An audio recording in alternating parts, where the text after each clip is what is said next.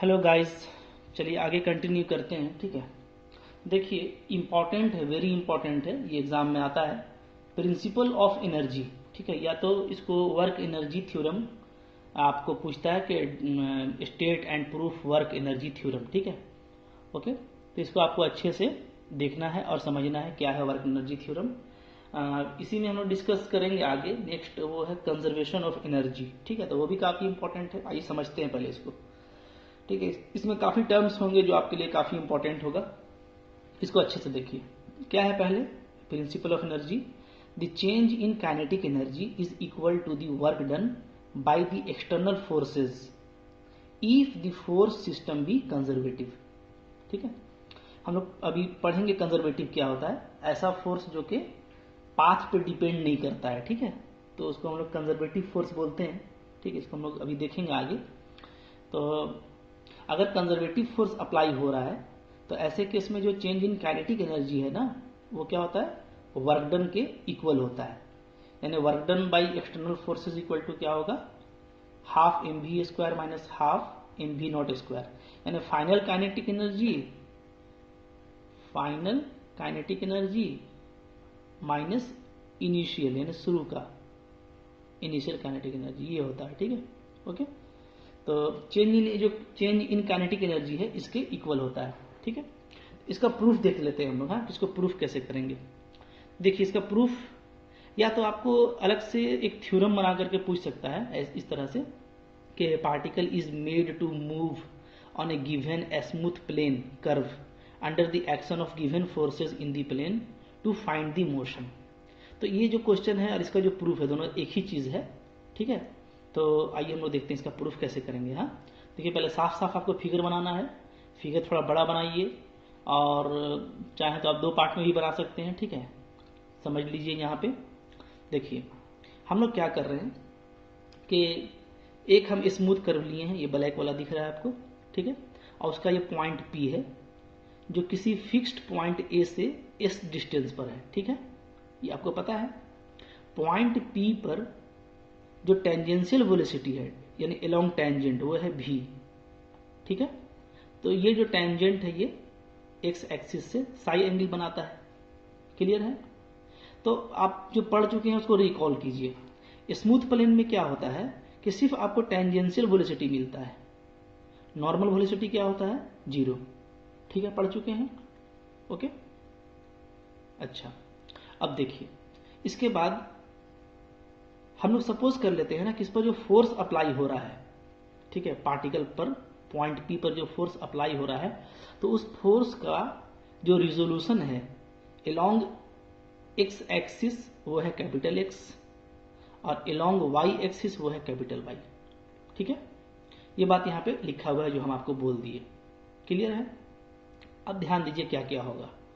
तो हम लोग चूंकि ये इक्वेशन ऑफ मोशन लिखेंगे, ठीक है, तो हम लोग फोर्स का बात करेंगे। ठीक है, तो फोर्स के लिए आपको चाहिए होगा पॉइंट पी पर एक्सीलरेशन।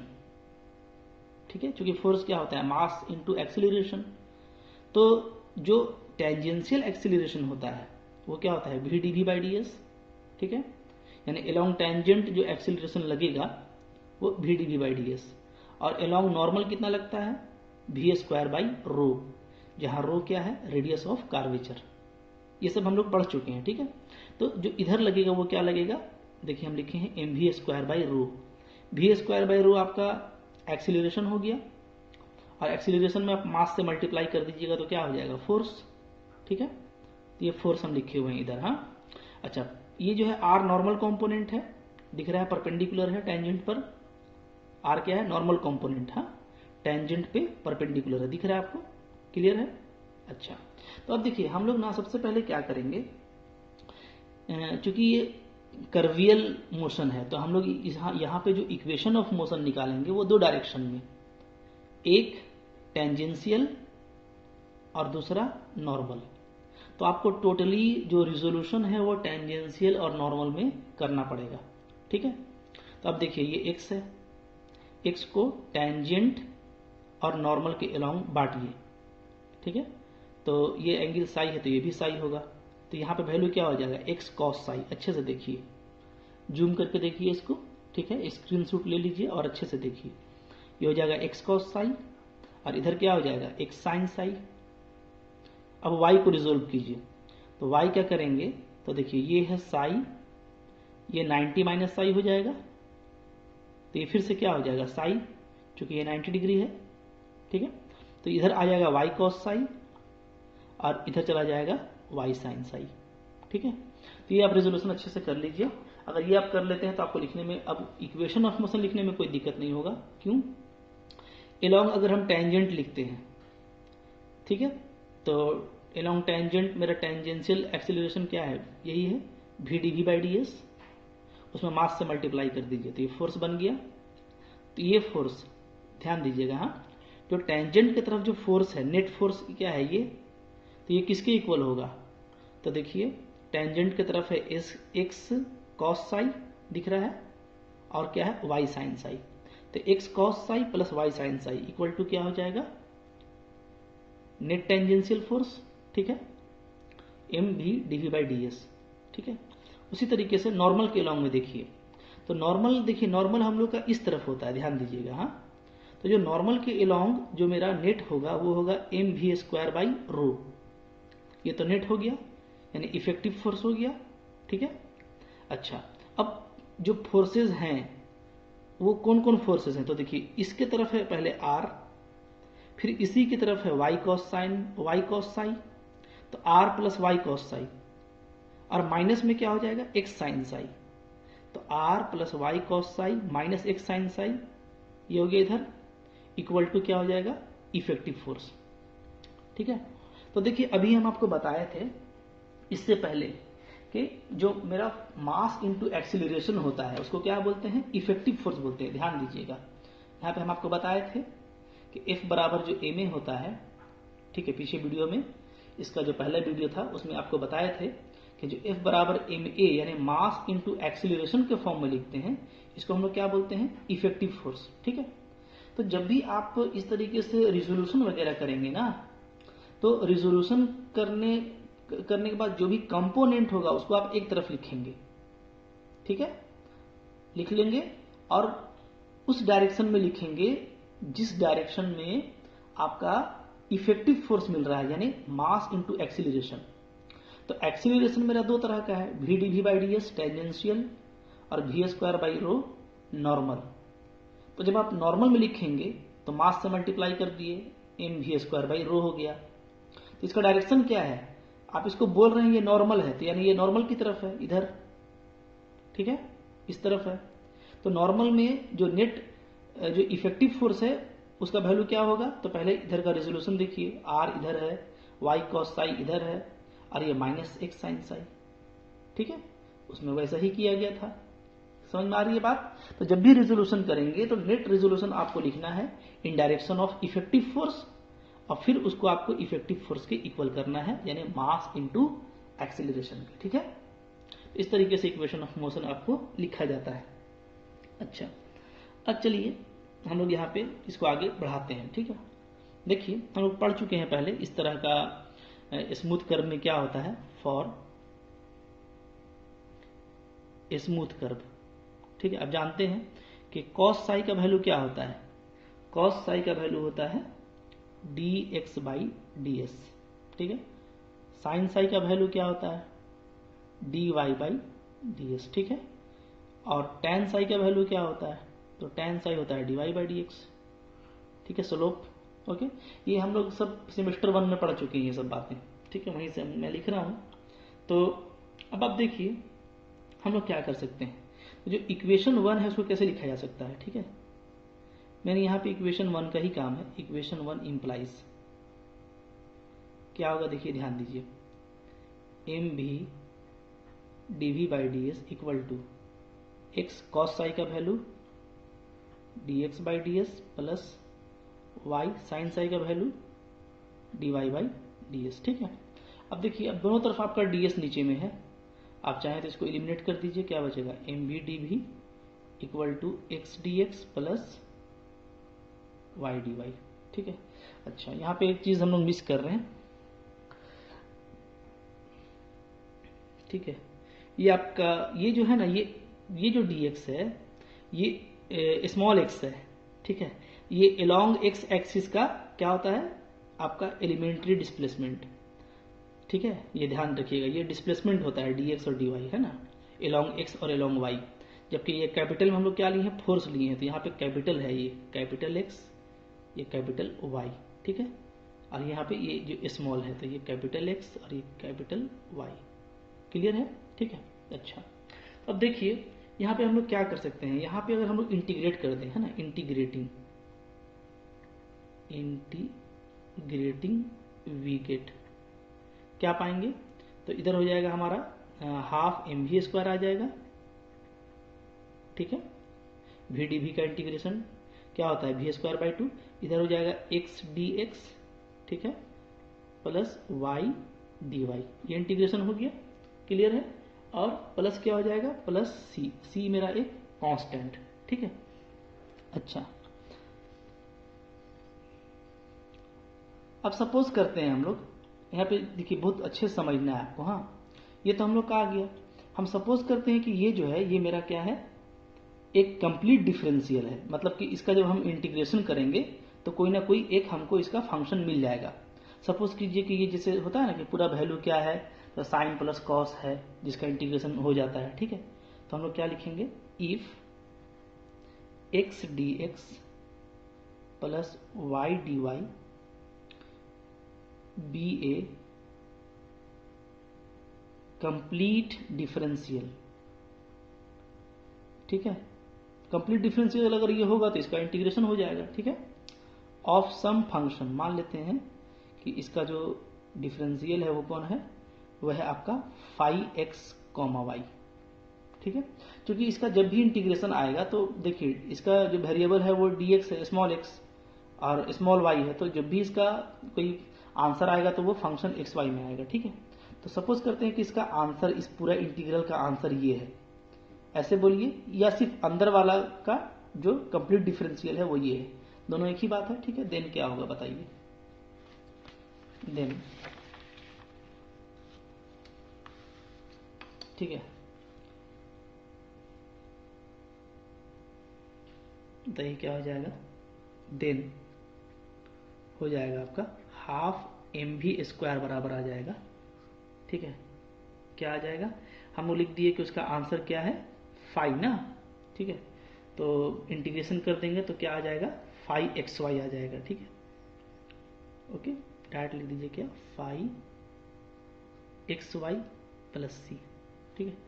ये 5 है तो इसको और अच्छे से लिख देते हैं क्या, half M we square equal to 5xy plus C, ये आ गया क्योंकि उसका इंटीग्रेशन ये है, ठीक है।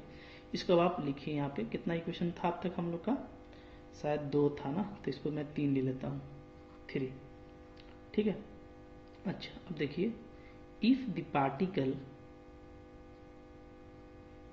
बी प्रोजेक्टेड, ठीक है, from a point x not y not, मतलब सपोज कीजिए कि स्टार्टिंग पॉइंट जो है जहां से पार्टिकल को प्रोजेक्ट किया गया वो एक्स नॉट वाई नॉट है, ठीक है, विथ वेलोसिटी v, ओके। अब देखिए दोनों भी एक जैसा हो जाएगा ना, तो इनिशियल वेलोसिटी को हम चाह रहे थे कि कुछ और ले लेते तो ज़्यादा बेटर रहता। अच्छा नहीं, इसी को चलिए, इसको ले लेते हैं, v नॉट ले लेते हैं, ठीक है, ज़्यादा बेटर रहेगा, ठीक है, विथ वेलोसिटी v नॉट, क्योंकि ये भी एक्स नॉट वाई नॉट लिए हैं तो ये सही रहेगा।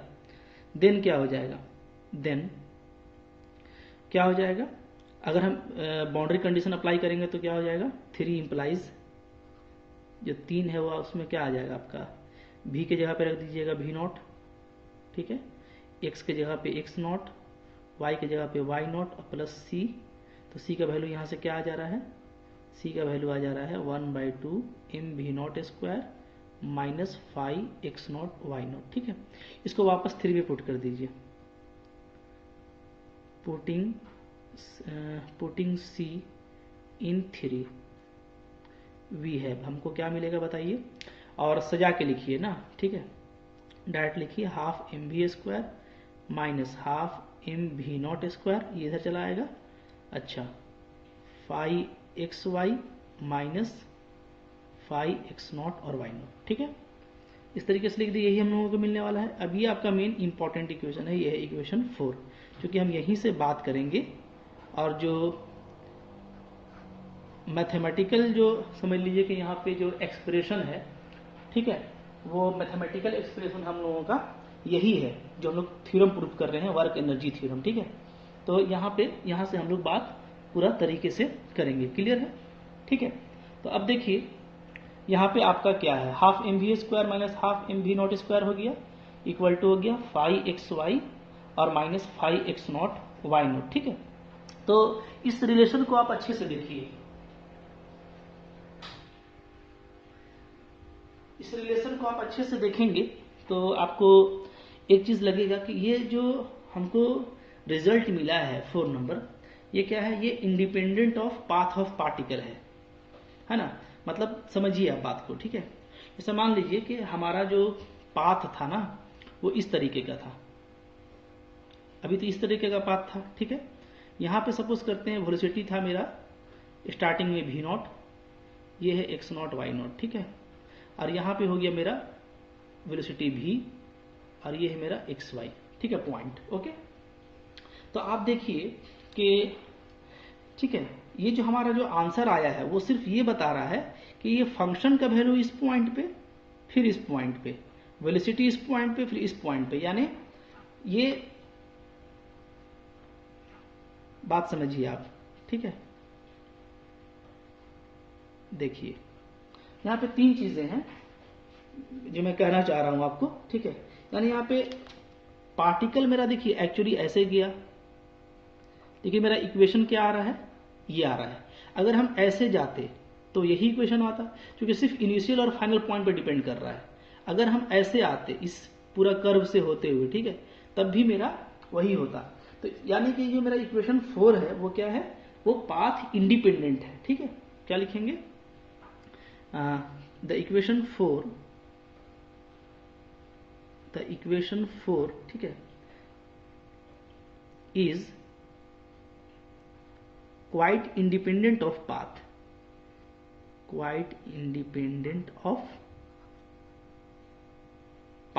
ठीक है, of the particle, okay, and depends upon only initial and final position, and depends only upon initial and final position, clear है, ठीक है। सिर्फ इनिशियल और फाइनल पोजीशन पर डिपेंड कर रहा है आपका, ओके। अच्छा, अब देखिए हम लोग बस ये बताना चाहते हैं कि ये चीज क्या है। आप देखिएगा तो ये चीज आया कहां से है, तो ये चीज हम लोग का जो है वो आया है कहां से, देखिए अच्छे से, ठीक है। ये आपका आया है यहां से, x dx और y dy का हम लोग क्या बोले कि इसका जो इंटीग्रल है वो क्या है, 5xy है, ठीक है। तो आप देखिए यहाँ पे 2 चीजें हैं, ठीक है। क्या आप देखिएगा, लिखेंगे हम लोग, नाउ जो आपका ये LHS है, LHS ऑफ 4 वो क्या है, ये है आपका चेंज इन काइनेटिक एनर्जी, ये क्या है, ये आपका चेंज इन काइनेटिक एनर्जी है, ठीक है। इसको आप ऐसे भी लिख सकते हैं, delta KE, change in kinetic energy, ठीक है, ओके। क्योंकि पहले आपका फाइनल काइनेटिक एनर्जी है, फिर आपका इनिशियल काइनेटिक एनर्जी है, ठीक है ना। फिर चेंज इन काइनेटिक एनर्जी है, एंड जो आपका RHS है, ठीक है, तो ये आपका कहां से आया है, ये आया है, ठीक है, इज इंटीग्रेशन ऑफ क्या है, x dx plus y dy, यही था, ठीक है, इसका इंटीग्रेशन था, ठीक है ना। तो ये जो है हम लोग देखेंगे तो ये तो टोटल फोर्स इनटू डिस्प्लेसमेंट है। तो ये मेरा क्या है, ये हमारा टोटल वर्क डन, ठीक है। तो ये क्या है, ये है आपका टोटल वर्क डन, ठीक है। तो हम लोग यहां से देखिए अब हमारा बात खत्म हो रहा है, ओके। तो अब हम लोग देखेंगे तो हम लोग यही देख रहे हैं कि जो इक्वेशन 4 है वो क्या है, वो change in kinetic energy equal to क्या है, टोटल वर्क डन है। क्योंकि ये जो इंटीग्रल है इसमें देखिए, इसमें x और y आपका जो नेट जो रिजल्टेंट फोर्स है अलोंग x एक्सिस और y एक्सिस वो है, और डिस्प्लेसमेंट से मल्टीप्लाई किया हुआ है। तो फोर्स डॉट डिस्प्लेसमेंट है, यानी फोर्स इंटू डिस्प्लेसमेंट, तो ये आपका वर्क है। ये total work along x axis, ये total work along y axis, ये टोटल वर्क हो गया। ठीक है, तो क्या हो गया आपको बोलिए, 10 फ्रॉम 4, ठीक है, 10 फ्रॉम 4 वी कैन राइट, हम क्या लिख सकते हैं, हम लोग लिख सकते हैं क्या चीज बताइए, change in kinetic energy, change in kinetic energy, ठीक है, of particle, particle equal to क्या, equal to total work done, total work done, ठीक है, by external forces, external forces, देख रहे हैं आप। ठीक है, तो यही था हमारा थ्योरम था, हेंस द थ्योरम, यही थ्योरम था आपका वर्क एनर्जी थ्योरम। ठीक है, तो यहां से आपका ये प्रूफ हो गया।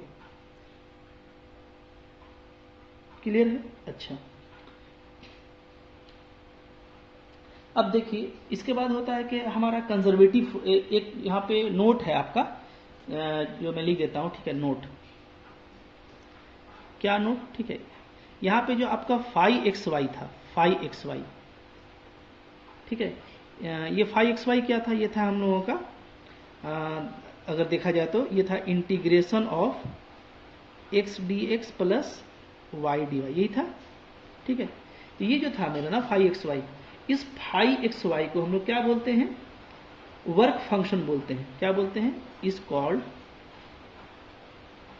Work function. ठीक है, अगर आपको वर्क फंक्शन पूछे तो आप वर्क फंक्शन इसको बोलेंगे। ठीक है, ओके। अच्छा, तो अब यहां से देखिए कि यहां से कंजर्वेटिव फोर्स क्या हो गया। ठीक है, तो जैसे हम लोग देखें कि हम लोग जो फोर्स लिए थे, तो वो सारा फोर्सेस की वजह से जो मेरा जो नेट जो वर्क हुआ वो क्या हुआ, पाथ से इंडिपेंडेंट हो गया। ठीक है, तो ऐसा फोर्स जो पाथ पे डिपेंड ना करता हो उसको हम लोग क्या बोलेंगे, उसको हम लोग बोलेंगे, ठीक है, कंजर्वेटिव फोर्सेस। ठीक है, तो एक और डेफिनेशन लिख लीजिए, क्या definition of conservative forces, conservative forces. ठीक है, ओके, ये क्या होगा हमारा, देखिए, तो ये हो जाएगा हम लोग का, क्या लिखेंगे, ठीक है, दैट फोर्सेस या conservative forces are those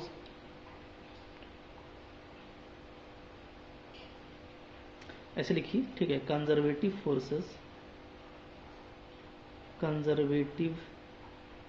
forces are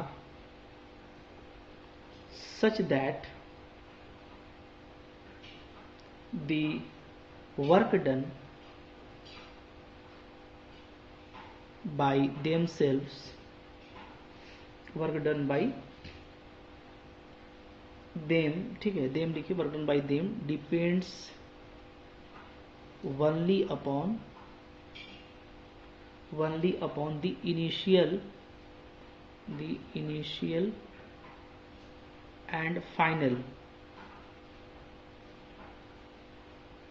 position. ठीक है, फाइनल पोजीशन या वैल्यू बोल सकते हैं, फाइनल पोजीशन और वैल्यू। ठीक है, इज कॉल्ड क्या, वो तो हो ही गया। ठीक है, क्योंकि हम शुरू में लिख चुके हैं कि वो कंजर्वेटिव फोर्स है जो ऐसा है, जो सिर्फ डिपेंड करता है इनिशियल और फाइनल वैल्यू पे। ठीक है, ओके, इनिशियल और फाइनल, यहाँ पे क्योंकि इस पर डिपेंड करता है ना हम लोग का, तो ये वर्क फंक्शन से हम लोग कर सकते हैं। ठीक है, तो initial and final position,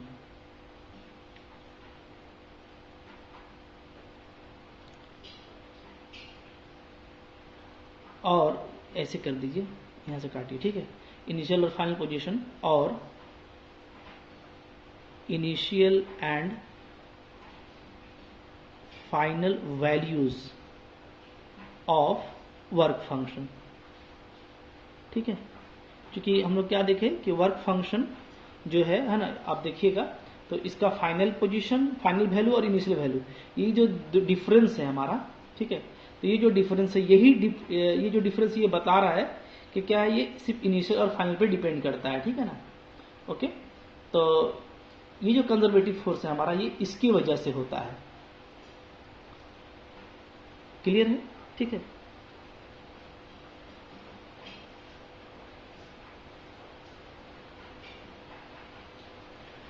that is करके लिख देता हूं, दैट इज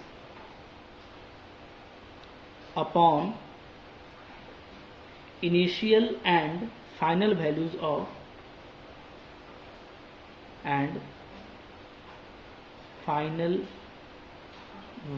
ऑफ फोर्सेस, ठीक है, एंड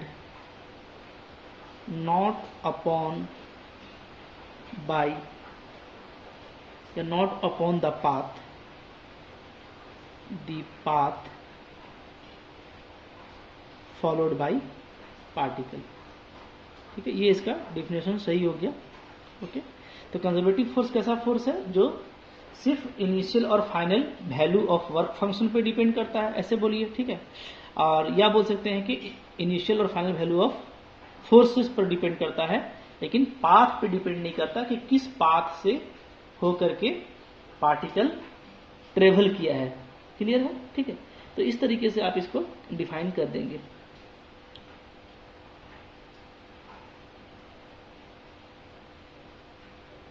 क्लियर है, ठीक है। तो यहाँ पे दो बातें हो गई। अच्छा, अब एक चीज और है जो हमारे लिए इंपॉर्टेंट है, वो भी हम लोग देख लेते हैं, आइए, ठीक है। वो है कंजर्वेशन ऑफ एनर्जी। आइए देखते हैं उसको भी।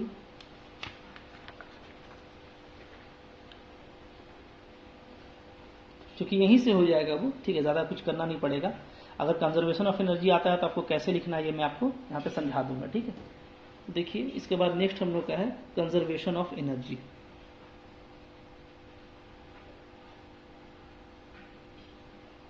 कंजर्वेशन ऑफ एनर्जी, ठीक है, तो ये भी काफी इंपॉर्टेंट है, और चूंकि आपको नाम से ही पता चल रहा है कि ये तो अक्सर डिस्कस होता रहता है, ठीक है, तो काफी इंपॉर्टेंट है conservation of energy. Conservation of energy, जैसा कि इसका नाम है ना कि एनर्जी कंजर्व रहता है, टोटल एनर्जी कंजर्व रहता है, ठीक है। Energy neither created nor destroyed, ठीक है, although it can only transform from one form to another. ये तो खैर हमारा लोअर क्लास का जो है वो मतलब के डेफिनेशन है, ठीक है। अभी हम लोग कैसे लिखेंगे, अभी हम लोग लिखेंगे, ठीक है, व्हेन ए पार्टिकल, ठीक है, when A particle moves under the action of a conservative forces, ये इंपॉर्टेंट है, ठीक है ना, conservative system of forces, comma, ठीक है, the sum of its kinetic and potential energies, ठीक है, is constant throughout the motion, ठीक है। क्लियर है, ये हम लोग का क्या कहलाएगा, ये हम लोग का कहलाएगा कंजर्वेशन ऑफ एनर्जी। क्या कह रहा है कि अगर कोई पार्टिकल मूव करता है under the action of conservative forces, ये इंपॉर्टेंट है, ठीक है, ऐसा फोर्स जो कि पाथ पे डिपेंड नहीं करेगा। ओके, तो अगर कंजर्वेटिव सिस्टम ऑफ फोर्सेस पर अगर कोई पार्टिकल मूव कर रहा है तो क्या होता है, sum of its kinetic and potential energies is constant throughout the motion. That is क्या, दैट इज पोटेंशियल एनर्जी आपका प्लस काइनेटिक एनर्जी, ठीक है, ये क्या रहेगा, ये आपका हमेशा कांस्टेंट रहेगा, ठीक है। अच्छा, तो अब देखिए यहाँ पे जैसे पोटेंशियल एनर्जी हम लोग का क्या होगा, ठीक है, तो हम लोग अगर देखेंगे तो जो पोटेंशियल एनर्जी हम लोग का होगा वो हम लोग ड्यू टू पोजीशन होता है, और काइनेटिक एनर्जी क्या होता है, हाफ mv², तो ये हमारा हमेशा कांस्टेंट रहेगा, ठीक है। इसको देखिए प्रूफ कैसे कर सकते हैं, प्रूफ करने के लिए आपको उसी तरीके से जाना पड़ेगा, ठीक है। और जहाँ तक हम लोग चले थे, कहाँ तक हम लोग आए थे, वो हम लोग को देखना पड़ेगा, ठीक है। देखिए हम लोग चूंकि ये देखे थे, जैसे पिछला जो था हम लोग का उसको देख लीजिए, ठीक है। इक्वेशन 1 आपको किसको लेना है, अभी हम लोगों ने जो काम किया ना, तो वहां से देखना है, ठीक है। देखिए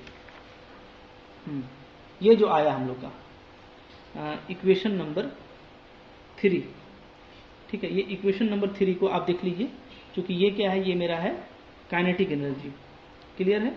और ये क्या है, ये है 5xy और प्लस c, ठीक है। अच्छा, तो आइए यहाँ से हम लोग काम कर लेते हैं, ठीक है ना। पोटेंशियल एनर्जी को इसमें ऐड करके देखते हैं, ठीक है, क्या हो जाएगा। देखिए तो पूरा आप देखिए वो काम करते हुए आएंगे, कहाँ तक आएंगे उसके बाद आपको मैं बढ़ा दे रहा हूँ, ठीक है।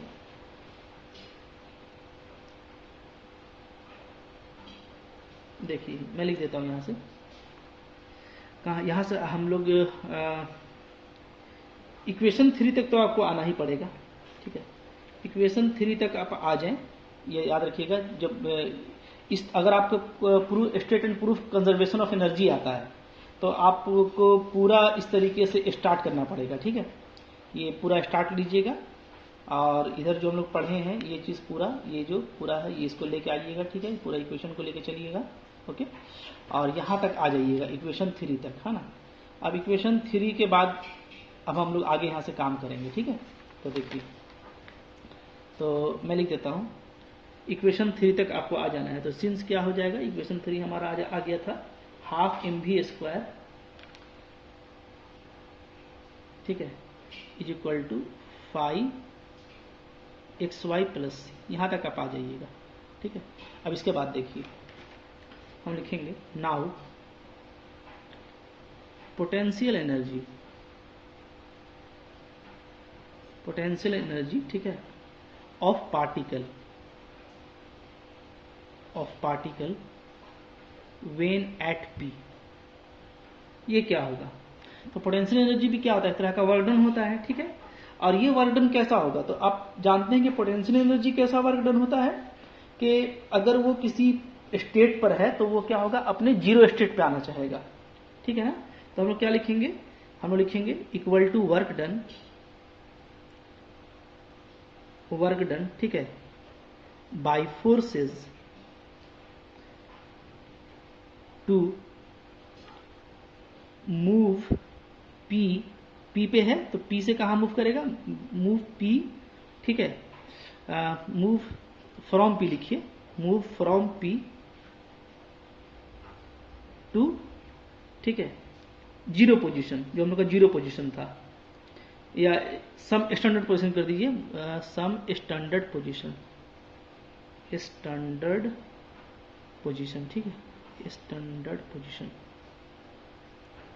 क्लियर है। इसको ले लेते हैं हम लोग, कोई भी एक पोजीशन ले लेते हैं, x1 और y1, बात समझिए, ठीक है। पोटेंशियल एनर्जी क्या होता है पार्टिकल का, कि पार्टिकल अगर किसी पोजीशन पर है तो उस पोजीशन से वो कहाँ, कुछ स्टैंडर्ड पोजीशन में चला जाता है, या जिसको हम लोग जीरो पोजीशन कहते हैं, ठीक है ना, वहां पर आ जाता है। तो उसमें जो वर्क होता है वो उसमें पोटेंशियल एनर्जी के रूप में क्या रहता है, स्टोर रहता है, ठीक है। तो जो पोटेंशियल एनर्जी है पॉइंट पी पर, वो क्या है, work done by forces to move from p से सम स्टैंडर्ड पोजीशन से x1 y1, ठीक है। तो ये क्या हो जाएगा, तो देखिए वर्क डन क्या है, वर्क डन है हम लोगों का, जो टोटल वर्क डन है वो है x dx plus y dy, ये हम लोग देख चुके हैं, ठीक है। तो इसका जो इंटीग्रेशन होगा वो कहाँ से कहाँ होगा, तो अभी ये पॉइंट p पर है, तो पॉइंट p क्या है आपका xy, ठीक है। और xy से कहाँ चला आ रहा है, स्टैंडर्ड पोजीशन आपका x1 y1 पर, ठीक है, ओके। अच्छा, तो इसका अब देखिए इसका इंटीग्रेशन होगा क्या, तो इसका इंटीग्रेशन हम लोग देखे हैं, ऊपर में क्या लिए हैं, 5xy वर्क फंक्शन, ठीक है ना। तो 5xy में लिमिट डाल दीजिए, xy और x1 और y1, ठीक है। तो ये क्या आ जाएगा, तो ये हम लोग का आ जाएगा, therefore potential energy equal to आ जाएगा, क्या आ जाएगा, ठीक है, ये आ जाएगा 5x1 y1 माइनस 5xy। ठीक है, ये हो गया मेरा इक्वेशन 4। क्लियर है? ठीक है। अच्छा, अब देखिए 3 और 4 को ऐड कर दीजिए, 3 को और 4 को ऐड कीजिए। देखिए ये और ये मेरा कैंसिल हो जाएगा, ये और प्लस ये बचेगा। ठीक है, तो हम लोग क्या लिखेंगे, हम लिखेंगे 3 + 4, 3 + 4 वी गेट।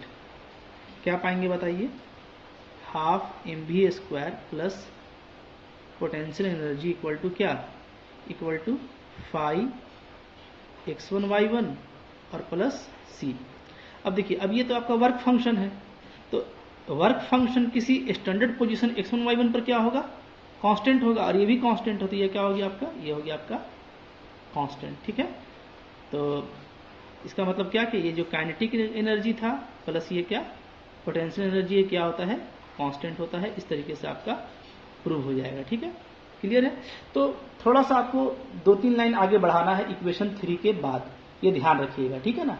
ओके, और बस डेफिनेशन लिखना है पोटेंशियल एनर्जी का, और वर्क डन आपको अप्लाई कर देना है। ठीक है, उसी हिसाब से आप दोनों को ऐड कर दीजिएगा तो आपका प्रूव हो जाएगा। ठीक है, थैंक यू फॉर वॉचिंग।